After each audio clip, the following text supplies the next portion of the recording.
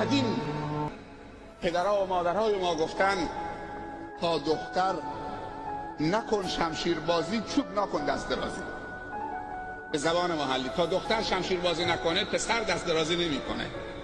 تا اون چراغ سبز روشن نکنه اون محاله که بتونه راه بیفته دنبالش.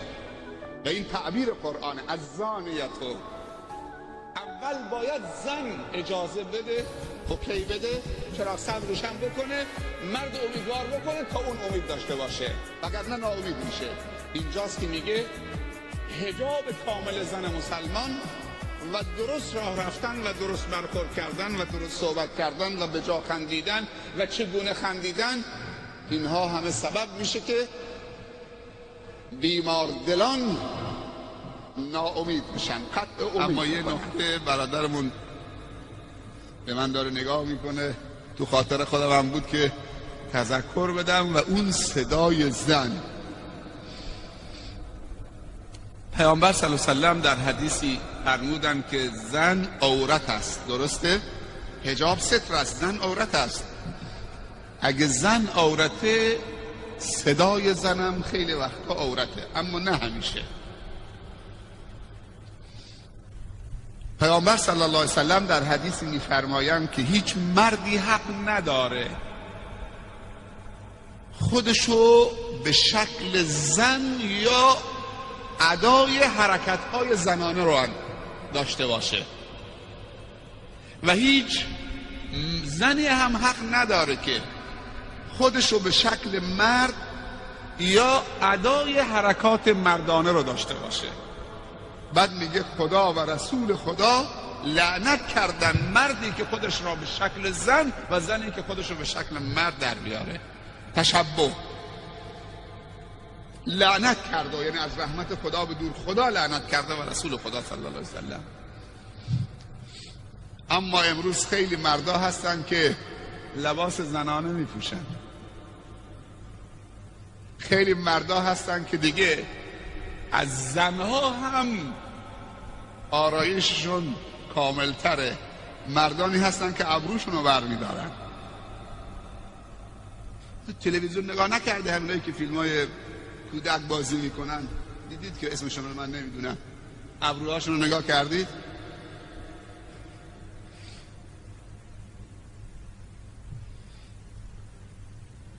خیلی از مردا هستن موهای سینه‌شون رو با مواد خاص میزنن.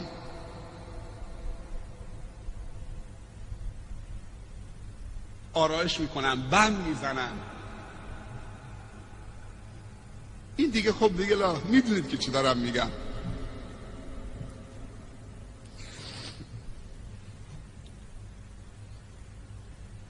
و خیلی از زنها هستن که لباس مردانه میپوشن. و الان رسمه که خیلی از زنهایی که خودشونو به شکل مرد در میارن میرن پیش طبیب و پزشک، یک سری جراحی هایی میکنن، سینه هاشونو بر میدارن. طب چقدر بی ارزش شده. من همین سفر قبلی که تهران بودم تو رمضان دیدم خیلی از زنا بینی هاشون تو فرودگاه که می آمدن کسب زده بودن، یه مورد، دو مورد.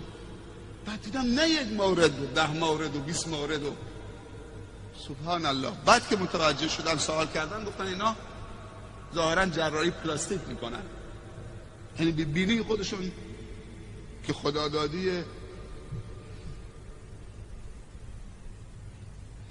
خیلی چیزای دیگه که آدم شرمش میاد.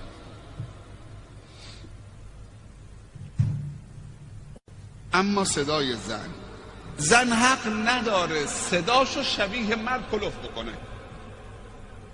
درسته که گفتن که زن نباید با صدای نازک و اشوه و باریک غیر طبیعی جواب مرد بده، حالا چه تو تلفن، چه پشت در، چه تو اماکن عمومی که میره، تو مدرسه، دانشگاه، جاهای دیگه.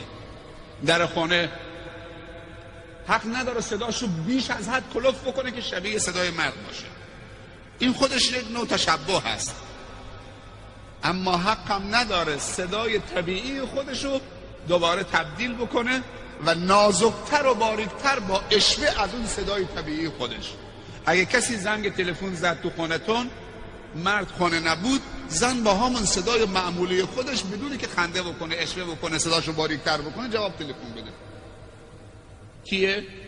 همون صدای طبیعی خودش. ببخشید شما، نه فلانی خونه نیست، تمام شده رفت. اما قهقه بزنه و بخنده و اشوه بکنه و صداش باریکتر بکنه و این اشکال فنی داره. این او رو در معرض خطر قرار میده.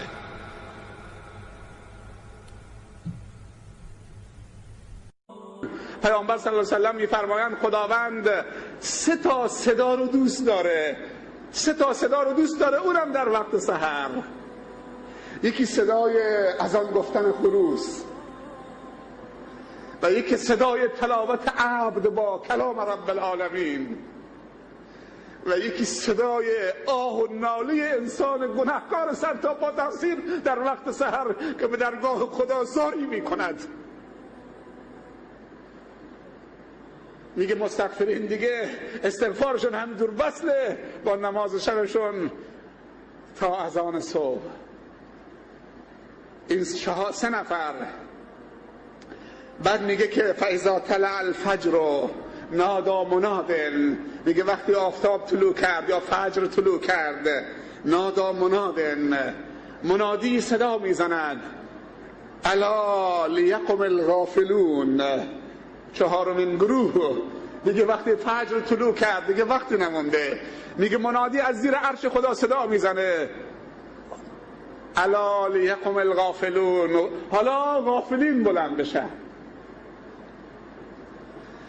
خودش میگه که طوری بلند میشن از بسترشون مثل که مرده ها دست باچه از قبراشون بلند میشن. غافلون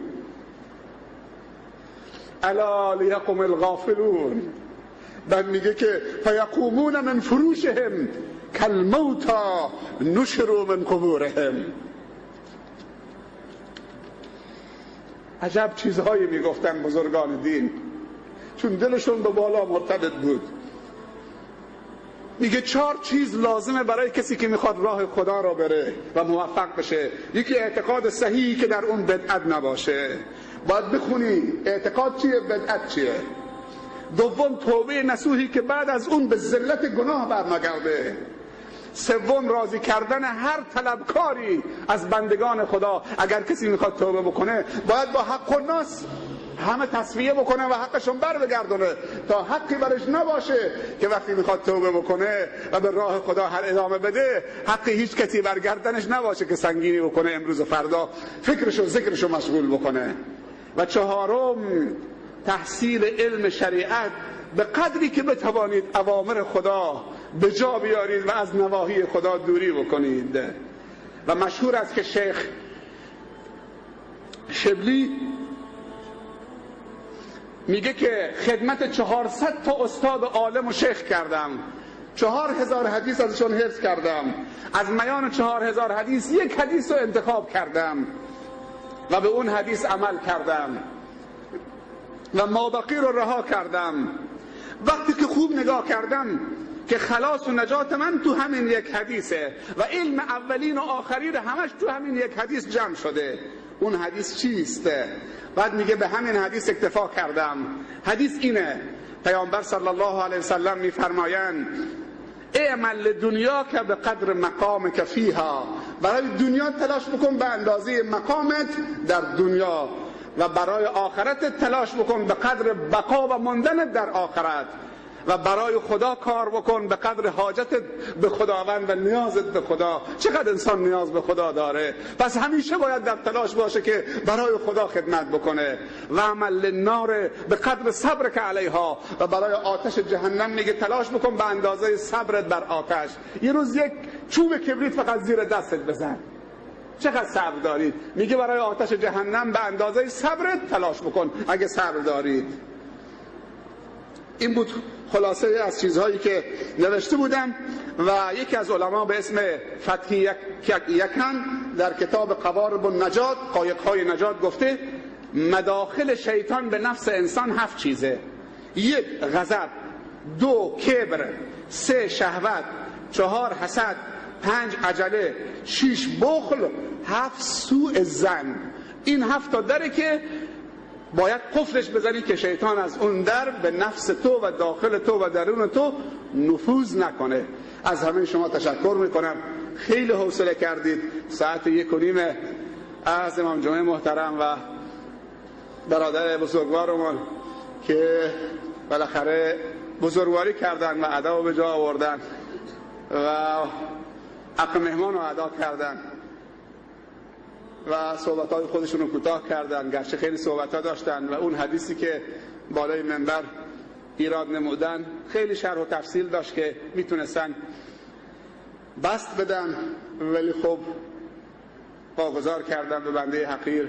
امیدوارم که خداوند هرچی خوبی‌هایی که به زبان من آمد از جانب خدا بود و تأثیرگذار باشه در خود بنده و در شما، و اگر لغزش‌هایی و خطاهایی و خدای نکرده ناصواب بر زبان آمد از نفس اماره و شیطانی که وسواس الخناس است، که من به درگاه خدا پوزش می‌طلبم و از همه شما هم معذرت خواهی می‌کنم. قطعا این CD رو من دوباره چک می‌کنم، نگاه می‌کنم، اگه جای نیاز به حذف باشه حذفش می‌کنم و انشالله می‌فرستیم برای مدرسه در دسترس شما بزرگواران باشه. از حوصله همه شما تشکر می‌کنم. یک بار دیگه دست به هم بدید انشالله، دست قوی برای آباد کردن منطقه و برای آباد کردن جامعه خودتون و ماحولتون. برادرمون حسین از کورستان زنگ زدن، دیشب بود، گفت که